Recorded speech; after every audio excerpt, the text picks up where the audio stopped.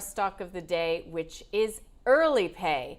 This is an interesting one, and I know you've got a view, Claude. It has withdrawn its guidance and outlook for FY23 after appointing Grant Thornton to try to recover around $29 million owed to it by RevRoof and its subsidiary Painted Steel Technologies. Now, Early Pay also says that it's in the process of enhancing its approach to credit provisioning, which may result in an increase of the overall provisioning amount, and the stock today is down by 42%.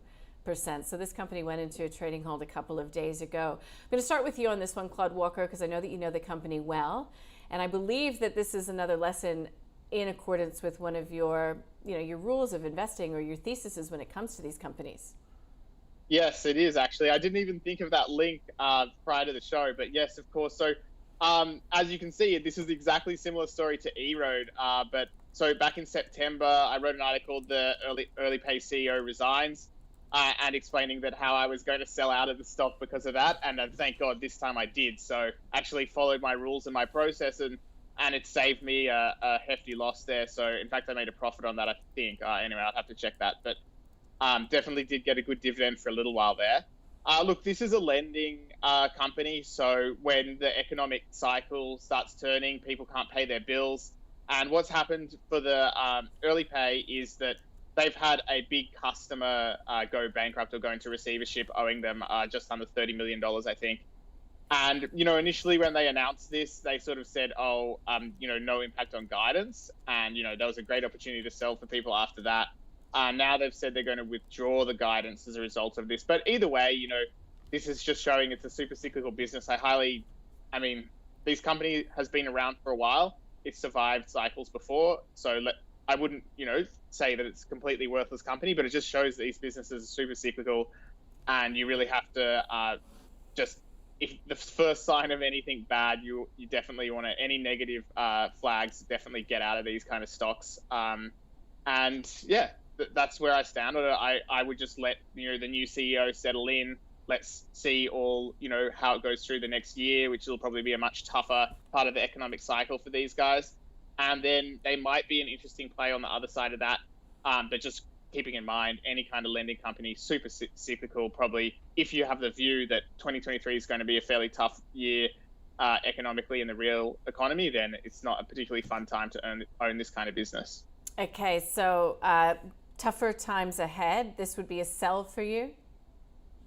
I haven't run the numbers right. It's actually plunged 42% today, and I stopped looking at it back in September when the CEO resigned. So it's hard to say what the numbers will be. Obviously, they're going through a period of more volatility.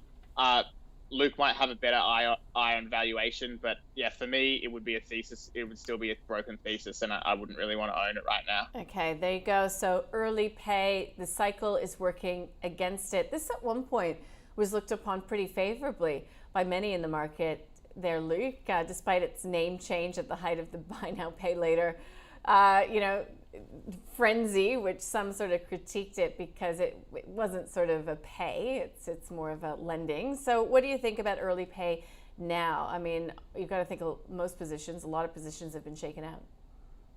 Yeah, look, like Claude Nadine, it's one I've owned in the past and sold. As Claude said, it was before the CEO left, but it's a tough space, and it's one where you've got to be very aware of the macro conditions that they operate in.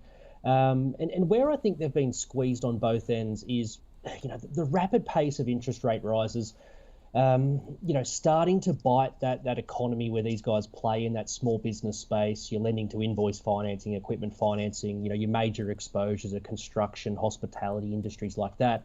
But of course, there's not much equity funding behind this business. It's largely wholesale funding from wholesale debt markets. And you're talking about a year ago, you could tap those markets for, low single digit interest rates.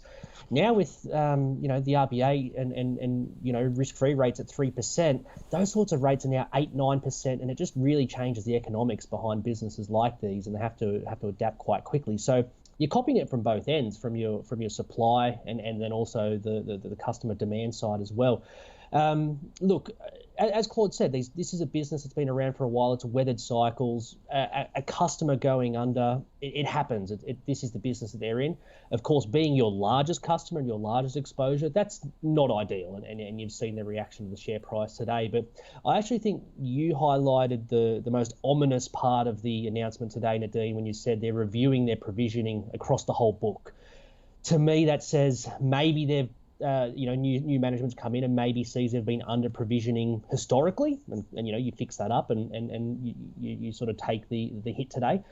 Or it could be we're looking across our book, we're looking across our exposures and that current macro we're in, and we think we're behind the 8 ball and sort of need to adjust things, and probably has an impact on how much you're going to lend moving forward as well. So I actually agree with Claude. I think he sort of said from a valuation point of view, how do you look at it today? It's almost impossible. They've pulled guidance until you know what provisioning looks like, what they're able to recover from RevRoof as their largest client.